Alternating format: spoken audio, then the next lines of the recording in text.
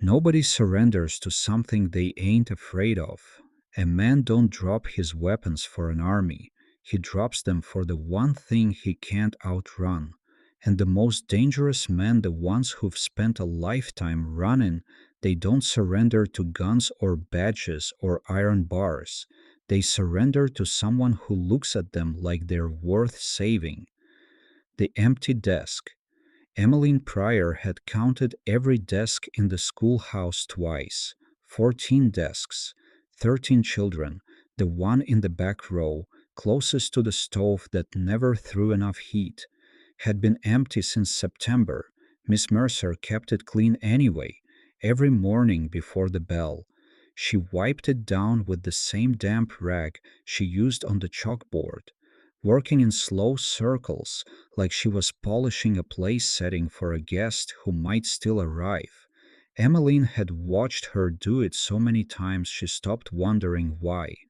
Some things grown-ups did just didn't bear questioning, and asking only earned you a look that meant the answer was too heavy for a child to carry. Late October had turned the pecan trees along the road to Copper Bluff into skeleton hands. They clawed at the schoolhouse windows when the wind blew, which was most of the time now. Emmeline wore her brother's old coat buttoned to her chin and still shivered through arithmetic. The potbelly stove in the corner ate wood like a hungry dog and gave back about as much warmth as a candle in a canyon. That Tuesday morning started the same as every other. Miss Mercer stood at the chalkboard writing long division problems in her careful hand. She was a small woman, not just short but narrow, like she'd been made to fit through doorways other people couldn't find. 24 years old, though Emmeline thought she looked younger when she smiled, which wasn't often enough. Her dress was brown wool, mended at the elbows with stitches so fine you had to look twice to see them. She wore her dark hair pinned in a tight knot at the base of her neck, and her hands moved across the chalkboard with the steady certainty of someone who believed in what she was writing, even if nobody else in the room did. The door opened at 9:30. Nobody came late to Miss Mercer's class. Not because she was cruel about it, she never raised her voice, never struck a hand, but because there was a way she looked at latecomers that made you feel you'd let down something bigger than a woman in a brown dress. So when the door swung wide and cold air rushed in carrying the smell of dust and distance, every child turned. The man standing in the doorway had to duck to clear the frame. He was the biggest person Emmeline had ever seen in a room meant for children. Dust coated his boots to the ankle, and his trail coat hung past his knees, and his hat was pulled low enough to shadow his eyes. His hands lowered. His hands were twice the size of her paws, scarred across the knuckles, the kind of hands that had gripped things harder than pencils. His eyes swept the room the way Emmeline's dog watched the tree line when coyotes sang, counting, measuring, finding the exits before he found the chairs. Emmeline's breath stopped. Two boys in the front row went stiff as fence posts. Little May Drucker's primer slid off her desk and hit the floor like a gunshot, and nobody moved to pick it up. Miss Mercer set down her chalk. She did not hurry. She walked to the back of the room with the same measured step she used between desks during penmanship heel. Toe heel, toe steady as a clock. She picked up a McGuffey reader from the shelf, the same primer the youngest children used, and placed it on the empty desk. She looked at the man once, direct and calm, the way you look at weather you cannot change but refuse to be afraid of. She said nothing.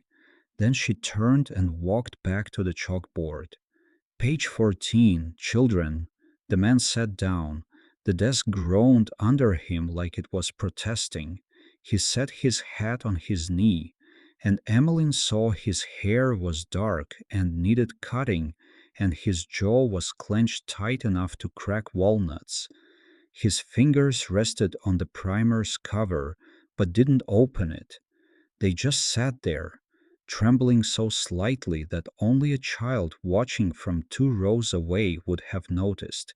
Can I tell you something that little girl couldn't have known? Miss Mercer's heart was hammering so hard against her ribs she could feel it in her teeth. Her palms were slick with sweat beneath those steady sleeves. But her voice when she called the next problem never wavered, not by a single note. That is a particular kind of courage, the kind nobody sees because it looks exactly like calm. When the bell rang at noon, the man stood. He walked to the door. He paused there, one hand on the frame, and looked back at the primer still sitting on the desk. He didn't take it, but he didn't close it either.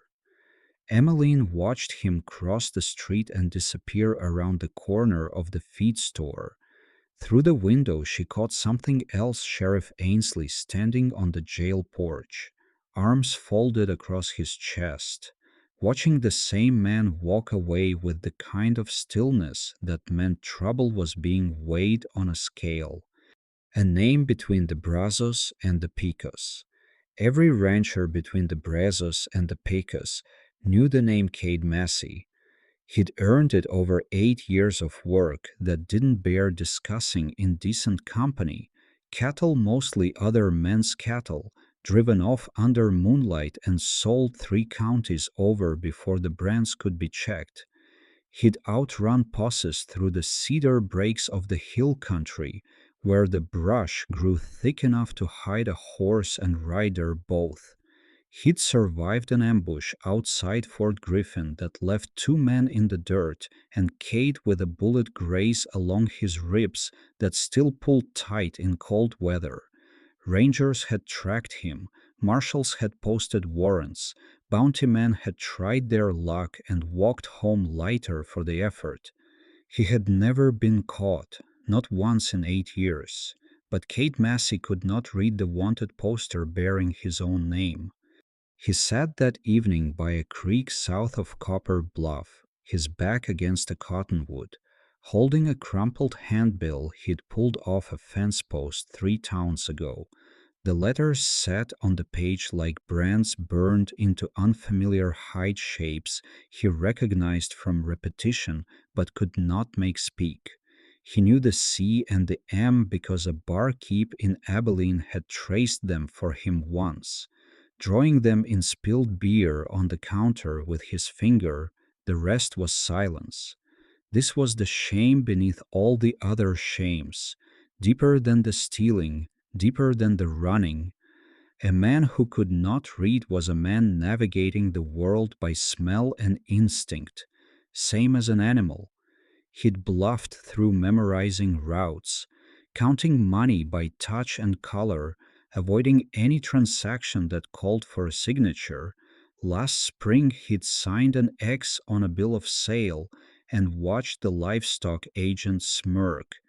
And something inside Kate's chest had shifted the way a foundation stone shifts when the ground beneath it gives way. He came to Copper Bluff because it was the last place anyone would look for him. He'd robbed the feed store here 4 years back, cleaned out the cash box, and rode south before the dust settled.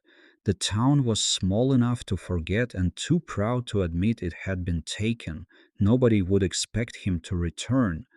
But he hadn't come back for the feed store.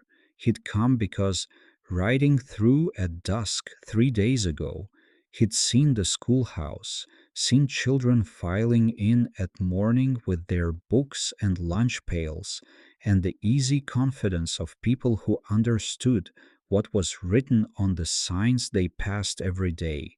He'd heard, through the open window, a woman's voice sounding out letters, and the children repeating them, and something cracked open in his chest that he did not have words for. He did not have enough words for anything. He went back the next morning, The primer was still on the desk. He sat down. He opened it. The teacher set a carpenter's pencil beside the book without a word. No pity in her eyes, no fear, just a steady, waiting patience, like she'd cleared a space for him before he knew he needed one. He picked up the pencil. His hand shook. The woman nobody sees.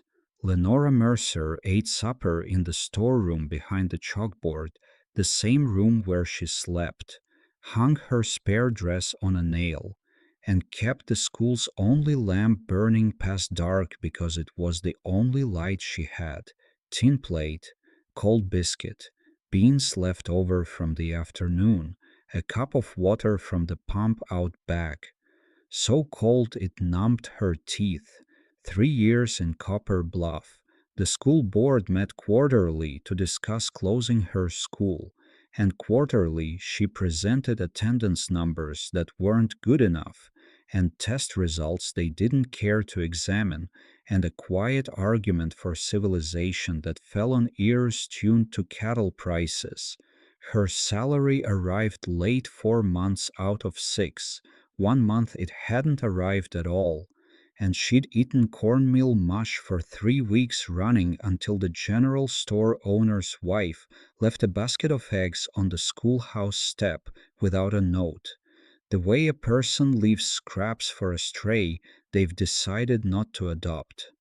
The town tolerated her the way it tolerated weather. She was there, she performed a function. Nobody asked whether she intended to stay because nobody had considered that her staying or going made a difference either way. She lived behind the chalkboard. The storeroom door had a lock, and she used it every night, slid the bolt home before she slept. Because a woman alone in a building at the edge of town learned early that locked doors were not optional. The bolt sliding shut was the last sound of her day and the first decision of her morning. Kate Massey had returned 3 days in a row. She knew who he was. She'd been in Copper Bluff when he robbed the feed store. She remembered the sheriff's fury, the posse that rode out and came back empty-handed. The way folks spoke the name Kate Massey in the same voice they used for drought and wildfire, a thing that came through, took what it wanted, and couldn't be stopped. But she'd watched his eyes the second morning, when he thought she wasn't looking. They'd moved across the primer the way her youngest student's eyes moved across candy jars at the general store, desperate, hungry, ashamed of the wanting. She'd seen that look 100 times on 6-year-olds who'd been told by older brothers that they were too stupid to learn. She'd never seen it on a man whose hands could snap her in half without trying. She decided he stayed as long as he came. Can I tell you what Lenora Mercer would never have admitted to a living soul? She needed him to keep coming back. Not for his sake, for hers. Because after 3 years of opening a door that nobody walked through by choice, someone was choosing her classroom. Someone was choosing her, and that was rain on ground so dry it had forgotten what growing felt like. She heard boots on the porch before dawn. Fourth morning. She didn't look up. The primer and pencil were already on the desk. And for the first time in 3 years, she'd left the schoolhouse door unlocked before anyone knocked. Chalk dust and silence, 2 weeks, 14 mornings. Kate arrived while the sky was still gray and the frost on the schoolhouse windows turned the world to lace. 30 minutes. That was what the teacher gave him before the children filed in. 30 minutes of letters traced on brown paper with a carpenter's pencil, of her finger tapping a word and her voice saying, "Sound it out. You already know more than you think." He didn't know more than he thought. He knew almost nothing. The alphabet was a fence with 26 posts, and he kept losing count somewhere around the 12th one. But Lenora Mercer didn't teach him the way he'd expected, not like a woman humoring a fool or a saint dispensing charity. She taught him the way she taught every child who sat in front of her: same patience, same expectation, the assumption that he would get there because she had decided he would, and her decisions apparently weren't subject to negotiation. Cat, son, home, 3 words. He wrote them on brown paper until his hand cramped from gripping the pencil too hard. His fist around that pencil looked like a bear holding a twig. But the letters came, shaky, over large, pressed deep enough to dent the table through the paper. Then she pointed to the top of the page. Write your name. He stared at her. She waited. CADE. 4 letters. His hand shook. The D came out backward and she reached across, turned the paper, showed him the right way without commentary. He wrote it again and again. The 4th time the letters lined up straight, and he stared at them the way a man stares at his reflection in creek water after a long time in the dark. That's me, right there on this paper. That's my name, and I put it there. Again, she said, not unkind, just certain. He wrote it again, steadier now. He pressed so hard the pencil tip snapped, and she handed him another one without breaking stride. Across the street, Sheriff Tom Ainsley leaned against the jail office doorframe, watching the schoolhouse through thin morning light. He'd been watching for 14 days. He knew the name of the man sitting in that back row, knew the warrants stacked in his desk drawer: 3 counties, 2 territories, more charges than a man could read if he could read at all. He knew what patience cost, and he knew when it was fixing to run out. The sheriff straightened, reached for his hat. What the primer unlocked. The schoolhouse was changing, and Lenora could feel it the way a body feels, weather turning before the clouds arrive. 2 children who'd been pulled for ranch work in September came back in the first week of November. Their mother had heard about the man in the back row, the grown man who came every morning to learn his letters, and something about that story had straightened her spine enough to walk her boys to the schoolhouse door and say, if a man that size has the courage to sit in your classroom, I reckon my boys can find it too. Enrollment climbed. 14 desks occupied now, and the big man in the back who arrived before any of them and left after all of them.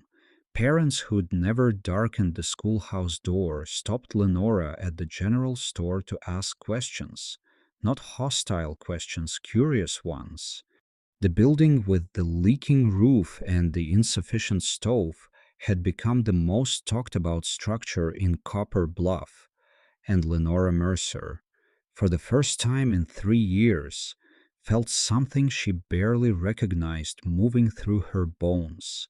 She stood taller behind the chalkboard. She assigned harder lessons without apologizing for them. She spoke with a voice that had stopped asking permission to be heard.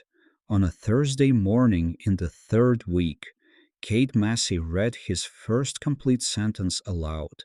The cat saw in the sun. His voice was low and rough and unbearably careful.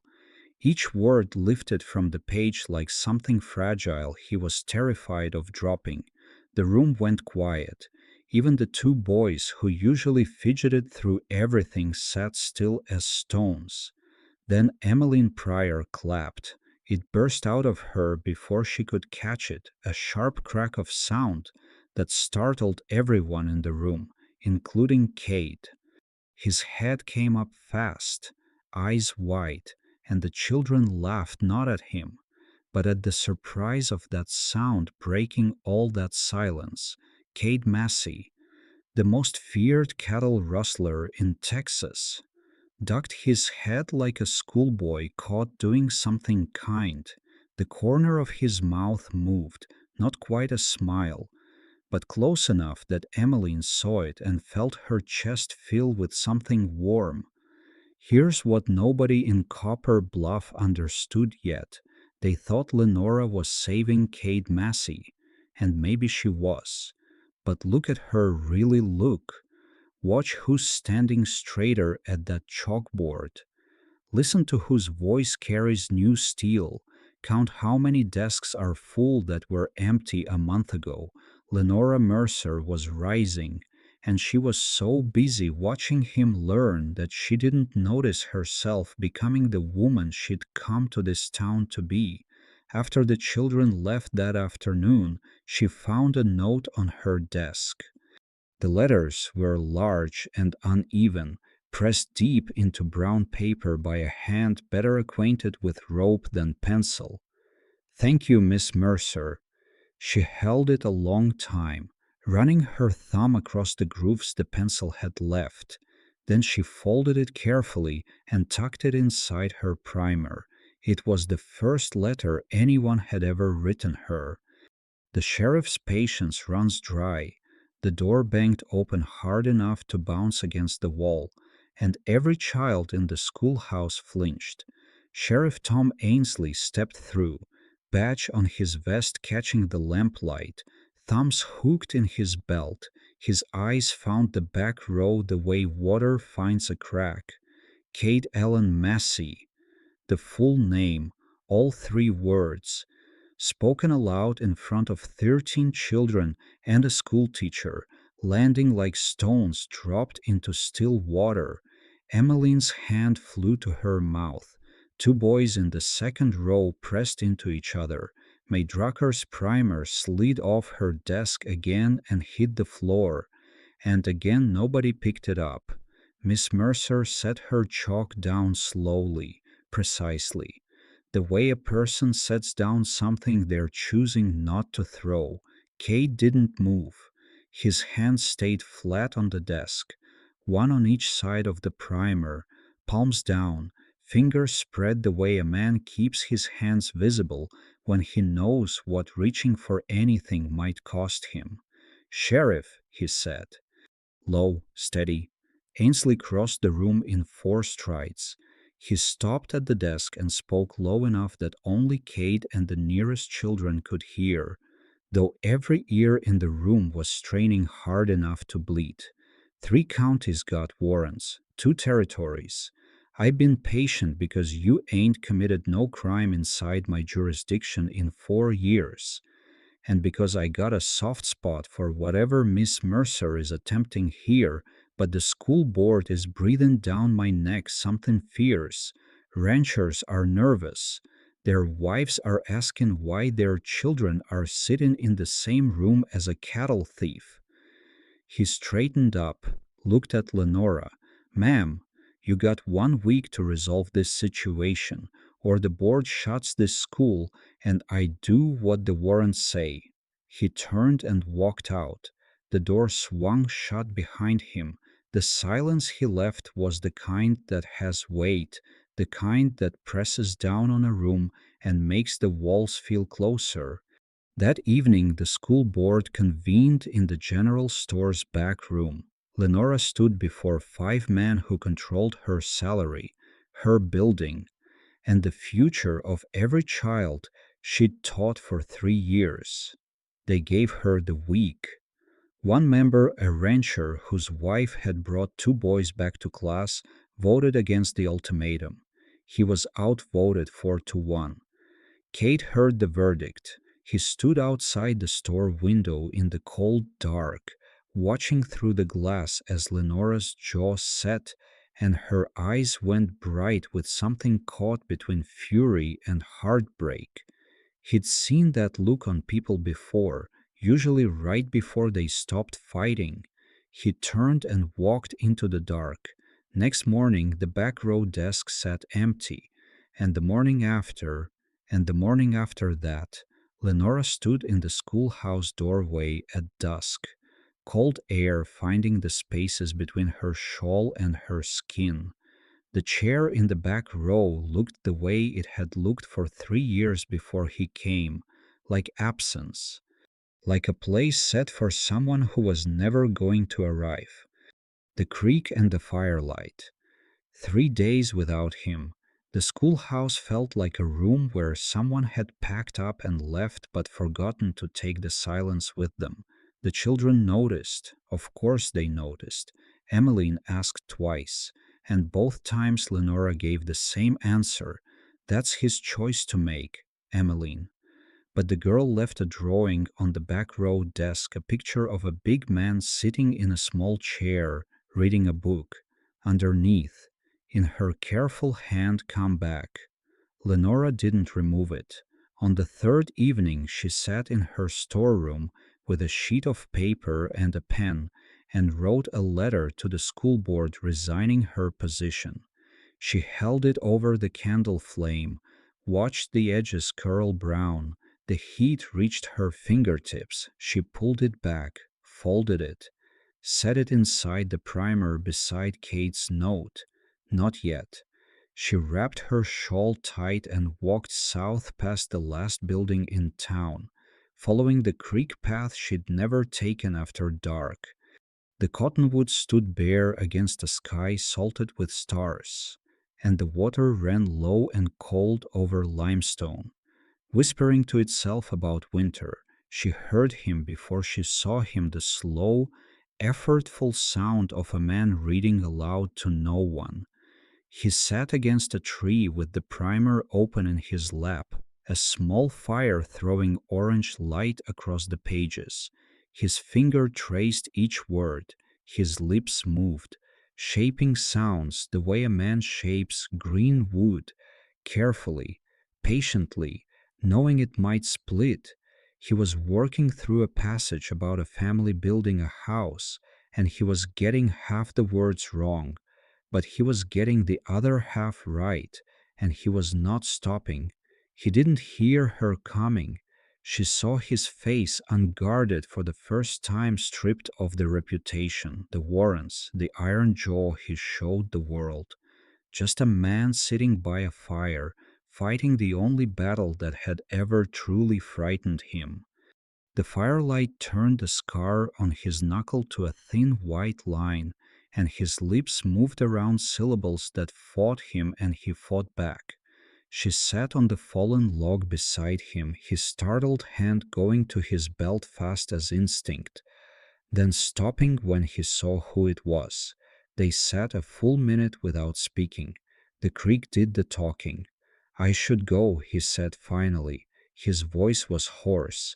"Everything I come near, I ruin. You've been coming near my classroom for 3 weeks. Mr. Massey, it's the least ruined thing in this town." He looked at her. She held his eyes. The fire popped and sent a spark upward, dying in the cold air. "I've been given a week," she said. "The school board wants you gone or they close the schoolhouse. The sheriff has warrants." He started to stand. She didn't move. "You have 4 more days," she said. "I need you to be ready." He didn't ask for what. He held her eyes a long moment, searching for the lie, the pity, the angle, finding none of those things. Finding instead the face of a woman who had decided something and whose decisions, he had learned, were not subject to negotiation. He sat back down, nodded once. She walked back alone. The schoolhouse stood dark against the sky, a small shape on the edge of a town that didn't know what it was about to lose. She unlocked the door, went inside, lit the lamp, and carried it to the window. This is the part nobody ever hears about, not the speech in front of the crowd, not the moment everyone remembers and retells and polishes until it shines. The part where a woman sat on a cold log beside a creek and decided her door was going to stay open no matter what it cost her. That kind of courage doesn't make noise. It just plants its feet and refuses to move.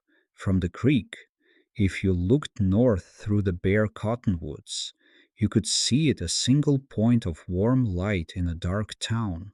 Kate closed the primer. He watched that light for a long time. The chalk stick and the chalkboard. The schoolhouse had never held this many people. Every seat was taken and men lined the walls, ranchers in work coats with the smell of cattle still on them, their wives in Sunday wool, though it was Wednesday, the school board in their one good suits, collars tight enough to redden their necks. Sheriff Ainsley stood by the door, badge freshly polished, jaw working a piece of tobacco. The five board members occupied the front row desks where the youngest children usually recited their letters.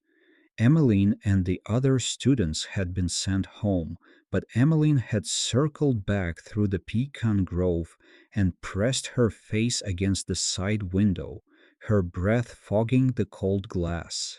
Lenora stood at the front, brown wool dress, hair pinned tight, a single stick of chalk in her right hand, held the way another woman might hold a candle or a weapon.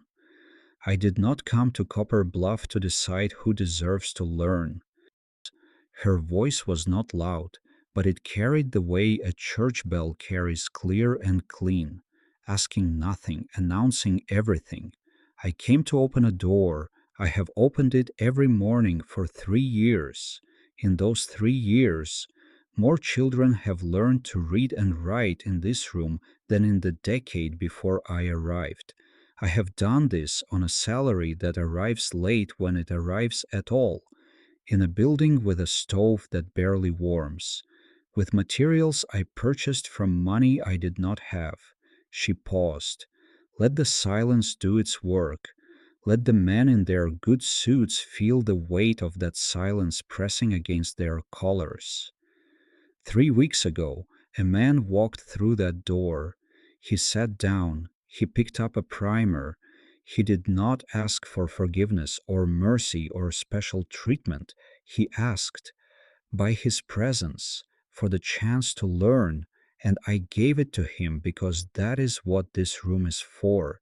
That is what every room like this is for. She looked at the school board chairman, held his eyes until he looked away.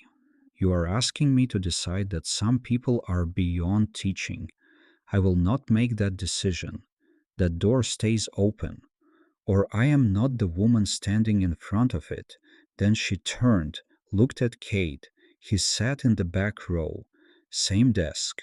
Same place he'd occupied every morning for 3 weeks. His hands were flat on the surface, one on each side of the primer.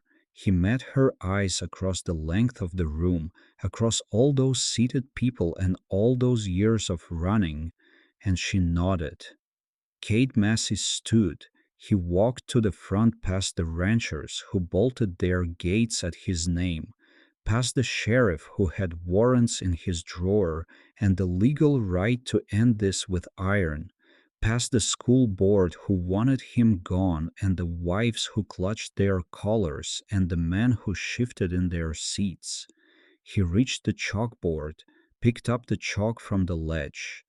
In front of every person who had ever feared him, the most feared cattle rustler in Texas turned to the board and wrote, Kate Allen Massey. Full name, 3 words, letters clear and upright and steady, each one pressed with the deliberate care of a man who had learned what his name looked like and was not ashamed to show it. Then he set down the chalk, picked up the primer from the teacher's desk, opened it to a page he'd practiced by firelight beside a cold creek, and read aloud. His voice was rough and low, and it shook on the longer words, but it did not break and it did not stop. The family built their home where the river bent toward the hills. They had nothing but each other. It was enough. He closed the book, stood there. The room was silent, not the silence of judgment, not the silence of waiting, The kind of silence that falls when something has happened that nobody in the room expected and nobody knows yet how to hold. The kind of silence that reshapes the air. It lasted 10 seconds, 15. The stove ticked. A pecan branch scratched the window where Emmeline pressed both palms flat against the glass, tears running down her cheeks. The school board chairman's wife put her hand over her mouth. A rancher near the back, one of the men who'd bolted his gate for 8 years, uncrossed his arms and stared at the floor like he'd found something there he'd lost. Sheriff Ainsley spoke first. He shifted his tobacco, cleared his throat, and every head turned. I reckon a man learning to read in a schoolhouse ain't the same man who robbed a feed store 4 years back. He looked at Lenora, touched the brim of his hat. Ma'am, I believe your school is staying open. Way for good. By the spring of 1891, the way for good.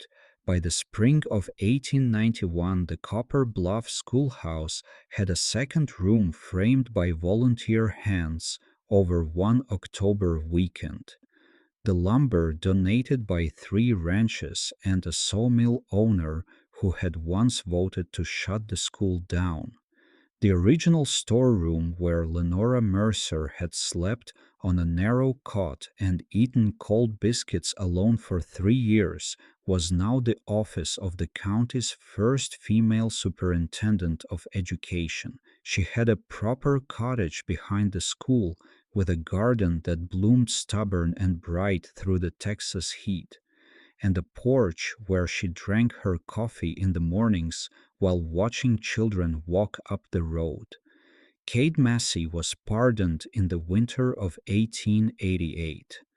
A petition signed by 47 residents of Copper Bluff, including Sheriff Tom Ainsley, who'd written the letter himself and ridden 2 days to deliver it to the territorial judge in person, had argued that the man before the court was not the same man named on the warrants. The judge, after some deliberation, agreed. Kate's sentence was commuted to community service, which he performed by repairing every fence, barn door, and porch step in a 12-mile radius with hands that had learned to build instead of take. He did not leave Copper Bluff. He did not go back to the country between the Brazos and the Pecos. Some surrenders, it turns out, are permanent. Every Wednesday afternoon he sat in the schoolhouse same back row, same desk that still groaned under his weight, and read aloud to a circle of children who gathered around him like he was a campfire in winter. He read slowly and he read well. He was not a teacher. He didn't have the temperament for lesson plans and long division.